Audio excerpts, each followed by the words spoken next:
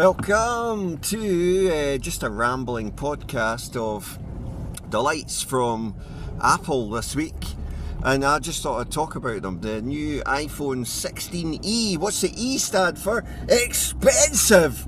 It's just TDH, too damn high for what you're actually getting. $650 or near enough 600 quid for a 128 gig base model that, quite frankly, if it was 400 quid, would be absolutely a brilliant buy. But at 600 quid, it's an absolute joke. It's like the biggest rip-off I think any big corporate company's attempted to do in ages. I mean, where the heck does it...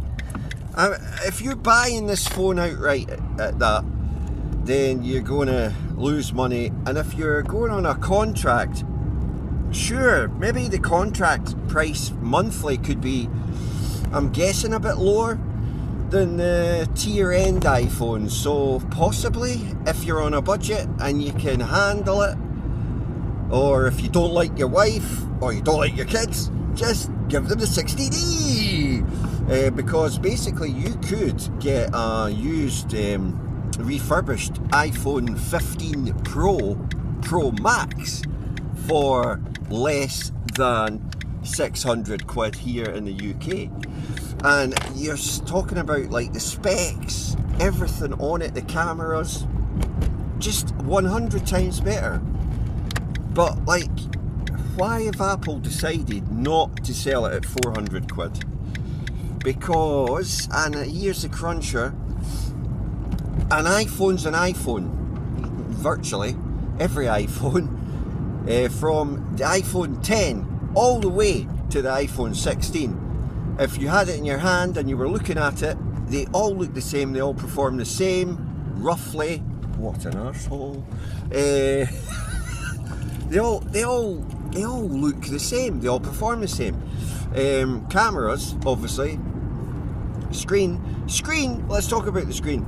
60 Hz refresh rate. Are you having a laugh? Every Apple phone, apart from the Pro series, are 60 Hz. Now, you can argue that with the naked eye and all that, I can't really see it. It doesn't make a difference. 60 Hz. What's everybody banging on about? It's not until you have a phone that's like 90 Hz, 144 Hz, 157 Hz that you realise, wow, it's just a flying machine, you know. And like all these phones that you can buy that are a lot cheaper than the 16e all have something called multitasking, where you can actually open two apps at the same time and, goodness for gracious, actually do one thing and look at another thing at the same time. Can't do that on an iPhone, and you're paying 600 quid for that privilege of not being able to do it. Like I say, Apple are a mystery just now on their pricing, but I reckon the main problem Apple's got is if they put it at 400 quid, the worry for Apple is it becomes the best selling iPhone ever at 400 quid, because people don't really care about performance or specs, they just want it's an iPhone.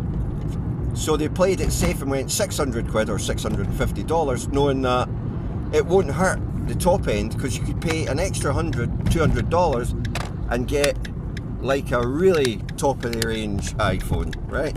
So I reckon they've priced it unfairly to the consumer. If you look at the iPhone SE, 3, etc., 400, just shy 500, but never anywhere near that. And that was like the base spec model 128 gig was a lot cheaper than that. You're talking about like going up to 256 gig to get that. So now if you go for that 16e and you want bigger storage than 128, yep, you guessed it, you'll be paying about 700 or 750 for an extra, 256 gig. It's absolutely bonkers. Apple just are their own, sometimes, mysterious force. Also, you know, it doesn't have MagSafe built into it, so, but then the reason they didn't put MagSafe built into it is because the wireless charging is 7.3 watt or something. Now 7.3 watt, even if it did have MagSafe, you'd be trying to charge that phone wirelessly for about 3 days. So what is the point? They've obviously left that out. They'd have been as well leaving out wireless charging and making it cheaper, taking another 100 quid off it, just for leaving the wireless charging out. Because at that speed, it's pointless. No one's going to use the wireless charging. It's completely useless. I mean, that's going to take you, you put it on the charger, come back 6 hours later, it'll have gone up 5%. I mean, you know, it's going to use more power on standby than it's going to get through the wireless charger. And you can stick a MagSafe case on something and stick it onto a mount, so it's no biggie. Everybody puts a case on their phones these days because as soon as you drop them or look at them sideways, they crack. I mean, you know, it's, if you're paying a lot of money for a phone, you're going to protect it. You're going to put a case on it. I don't know what the big deal is, but the big deal is you pay £600 or whatever you pay for your smartphone, and it doesn't have a case in the box. It doesn't even have a charger in the box. It's got a cable. You know, what? Value for money is just not there. And it's just ridiculous in this day and age. Everybody's on a budget, and this ain't no budget device. 16E, like I say, should rebrand that 16 expensive model. Thanks for listening. If you've enjoyed this podcast, smash that like button, subscribe so you don't miss any. It's all free. All the ad revenue goes to Macmillan, Help the Heroes, Shelter, and we've got a new one added in, the Samaritans.